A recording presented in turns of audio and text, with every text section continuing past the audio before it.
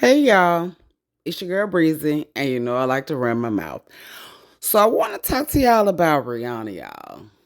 Rihanna is one of the hottest artists in the world, right? We all know her. If you don't know Rihanna, baby, I don't know where you been.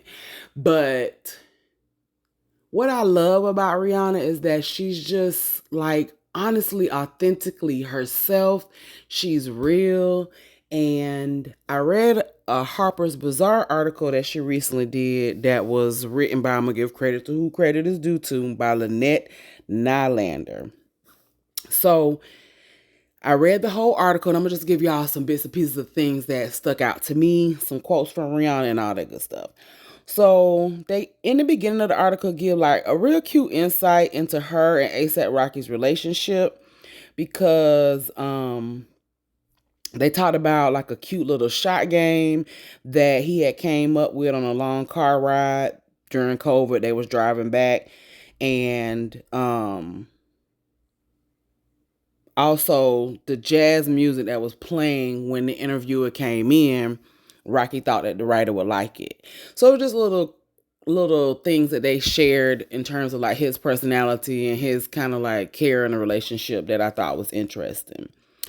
And the interviewer said to be in Rihanna's world, even for just a couple of hours, is to be completely charmed, disarmed, and welcome without pretense. Like I said, the girl, like just real and just authentic. I could just imagine like hanging out with her for a day. So even from that writer's experience, it was just like they were, they was cool. Like she was smoking and everything as far as like in the interview. She just wanted to be herself. And they even got a tagline for housewives. So if she was a housewife, her tagline would be Bajans are crazy. You're welcome. Straight to the point, right, Rihanna? She put all of her folks out of the room. She wanted to be just completely transparent and able to feel like she could talk. She said when she first started out that she felt like if people were in a room with her, it was like she wasn't being her authentic self. And she actually was like apologetic to the interviewer because apparently she was late.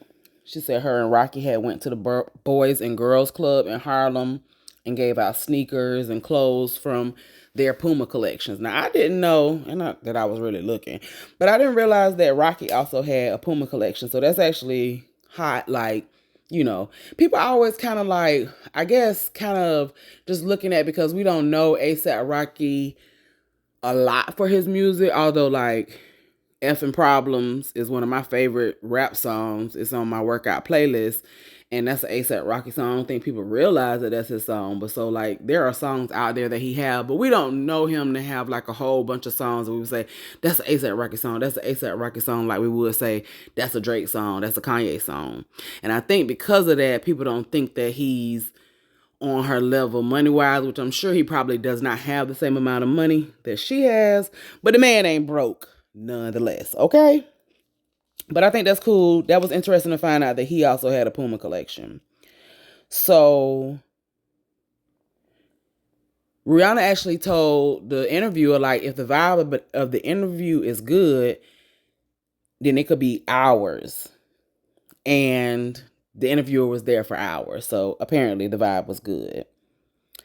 Rihanna is the new face of Dior's that J'adore fragrance. The gold. I think Charlize Theron was the face of it for a while. And Rihanna is now a Dior, J'adore. Is that how you say it? Fragrance girl. So when talking about that new gig, they cheers to the clarity that she's gotten since that. So cheers to clarity. I think clarity this is a Rihanna quote. I think clarity is an evolution in itself. I think people have moments where you have to either get sick of yourself, have something that is completely mind altering, or come to an understanding of your pain, of your journey. Once you have clarity on something, there's a new era of your life that's going to begin. It's going to be something that you don't understand because now you've grown. Now you're experiencing new things and you're not always going to understand what you're experiencing. You have growing pains. Things are uncomfortable when you're growing, and the devil always tests you when there's a reward coming up. It knows the trophy's there. Very interesting. And I think that's so true in life. Like, yes, things are getting ready to happen for us good.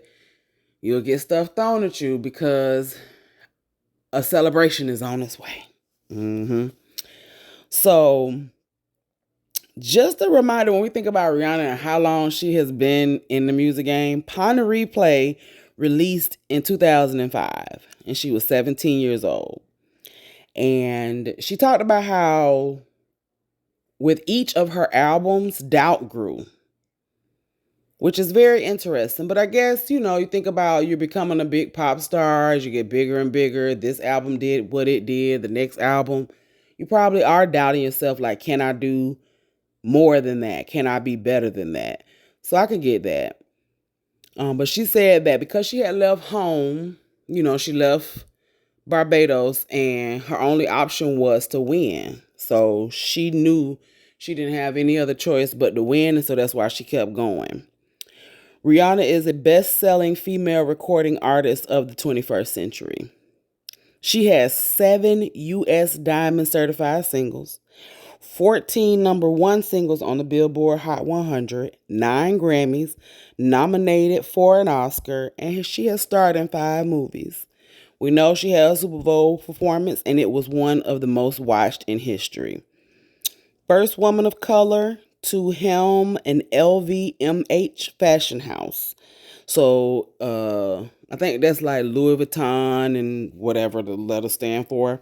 But they are actually major investors in her Fenty brand. Y'all know our girl is really doing it. All of the things. She's done all the things and continue to do all the things. Now listen to this. This is what I found most interesting out of all of the things that they said. And this just lets you know like how much people love Rihanna and her music still, which we're hoping for an album. But she sold 1 million units in the U.S. in 2024 and didn't even release music in the 2020s. So in no year of 2020, 21, 22, 23, 24, and now we're into 2025. But in 2024, all the way up to that time, she sold 1 million units and had not dropped any music. That let you know how hard people were still riding her stuff. And that's what's up. And they talked about disappointment in terms of things that happen when she doesn't get certain gigs or she doesn't, I guess win awards and stuff like that. I asked her if in those rare instances when disappointment comes, does it come more easily? And she said, what I know is that you're carving your journey. And every disappointment, letdown, hurt, good, weird, uncomfortable, it's all for you. All of your experiences, they're actually preparing you for the next step. I look at my childhood and I'm like, oh my gosh, God already knew that this is how my life would look. And if I didn't go through this, or if I didn't do that, or if my family didn't have that sense of humor, comments online would probably hurt my feelings. It's like I was being prepared for this all along. So then they get into her fashion, and the interviewer talked about how she lit up and started coming alive when she talks about fashion. So she talked about her fit to the London Fashion Awards. She said it wasn't what others expected to wear, but her focus was on Rocky's award, and she was there to support him. So he had won, I can't remember. I know I had took a note on it, but there was a fashion award that he won, and she was just there to support him. And so they asked her how she had the energy to do it all. She says, I don't. I can't believe you're saying that. I am exhausted. I am tired. I am done, over it. Sometimes I'm just hungry. I went to Giorgio's the other night in my Savage onesie. I was like, the only thing I'm going to do right now is put heels on, and that's it. I just want to eat. Why do I have to dress up for that? I just want the food. So continuing to talk about her fashion, when she was pregnant, that was all like a big thing. Her belly was out and she was showing it, but she continued to remain fashionable. She still loved her heels and wearing her good diamonds and pearls and all of her things. Like, she continued to be Rihanna even when she was pregnant. And she said, now with motherhood, it's a fog. It's what's easy, it's what's fast, and it's what's logical. So, like, she's in her motherhood era when it comes to her fashion. She says she's starting to have fun again. Now I'm starting to just remember what I loved about it. The juxtaposition, putting the things together that don't make sense. My fashion has always been driven by my mood, and my mood was on mom mode for a minute. Then they talked about her kids, and I thought how she described her kids was pretty interesting and cute. But interesting nonetheless when it comes to like seeing children. Her kids are little, so she's seeing them like their personalities develop, and I think it's gonna probably only, of course, get stronger, or their personalities will become more intense as they get bigger. But she said that RZA is an empath, magical, loves music, loves melody and books, loves water and any kind of water, the bath, the beach, the sink, it don't matter. Riot is just hilarious. He wakes up and starts to squeal and wants to sing. He's an alarm in the morning.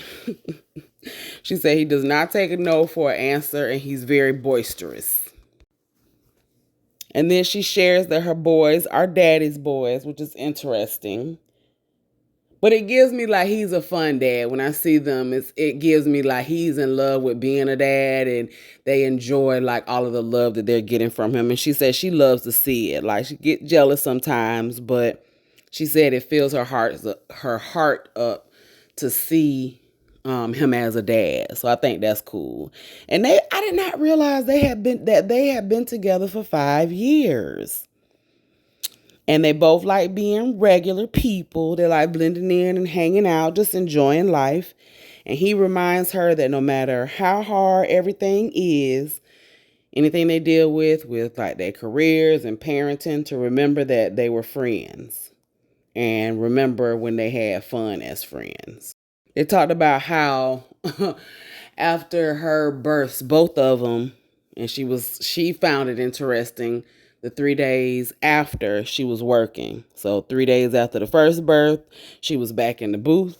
And then 3 days after the second birth with her second child, she was back in board meetings and Zooms. So we're in 2025, and I just say that because I want to, put into perspective that Fenty launched in 2017, and they were asking her about how much of a Midas touch that she has, and when it comes to the businesses, why do people believe what she's selling? You know what? I've never underestimated the consumer. I think a lot of people underestimate the consumer. They think that they can maybe pull the wool over the consumer's eyes and sell them what the ideal of beauty should be. And I don't know if it's the era of social media or just time, but people are not dumb. People are not blind to what's happening. They understand the marketing. They understand the strategy. They know when you're being fake. And then they get into the topic of everything that we want to talk about, which is, when is the next album? What's happening? You're making more music? I listen to Anti from top to bottom with no shame, she says. I used to always have shame. I actually don't like listening to my music, but Anti, I can listen to the album. It's like it's not me singing it if I'm just listening to it. That's the one album that I can have an out-of-body experience where it's not like, when you hear your voice in a voicemail and it's like, ugh. I think music is my freedom. I just came to that realization. I just cracked the code on what I really want to do for my next body of work.